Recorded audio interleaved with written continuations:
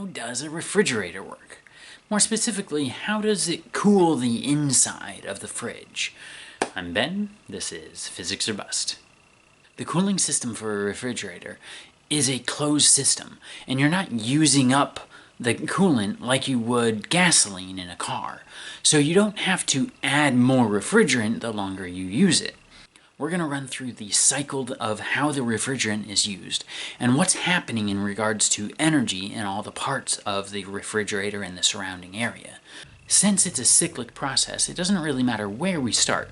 So I'm going to start where the liquid coolant goes through the expansion valve into some tubing. As the refrigerant passes through the expansion valve, the refrigerant changes from a liquid to a gas because it's entering a pipe that, by design, has a lower pressure.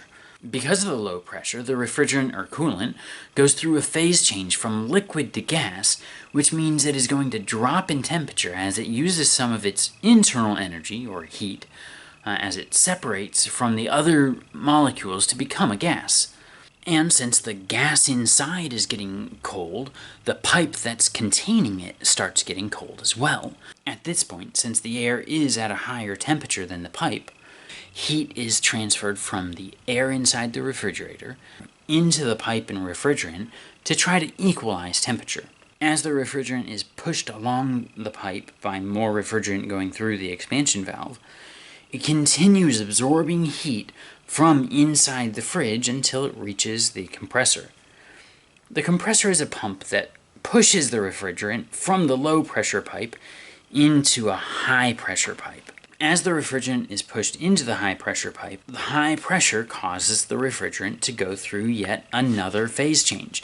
But this time, the phase changes from gas into a liquid form.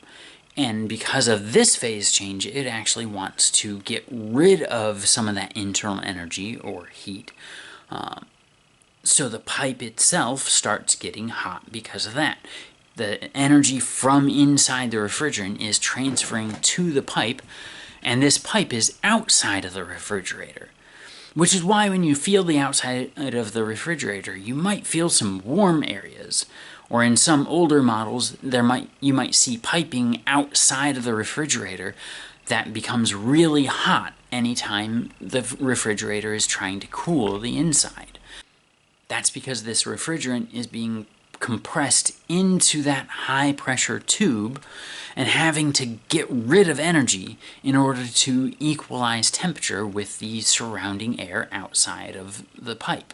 So what happens inside that tube is that the gas that's pumped inside gives off heat in order to become a liquid. Because it's at such a high pressure, the molecules want to combine together and hold each other into a liquid form.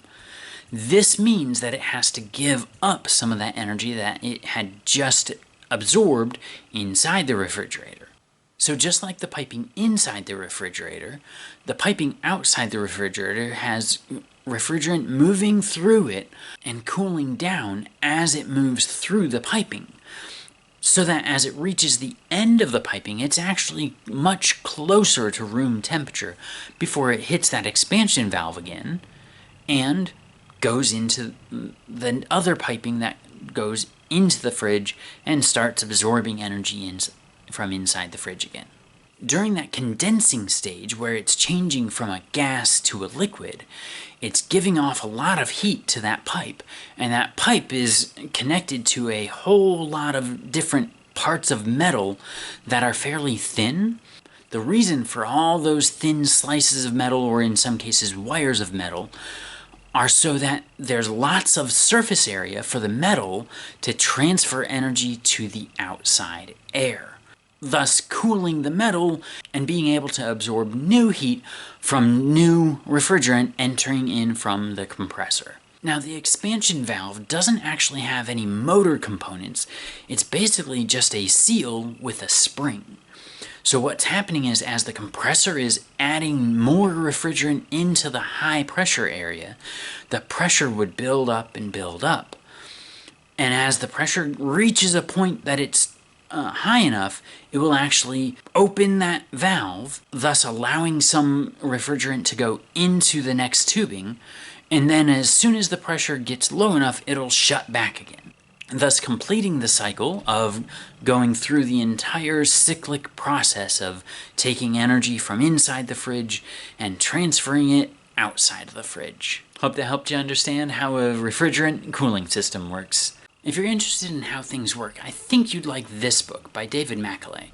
I have an affiliate link in the description below. I do get a small commission, but it doesn't cost you any extra. Don't forget to like and subscribe, and remember, keep asking questions. See you in the next video.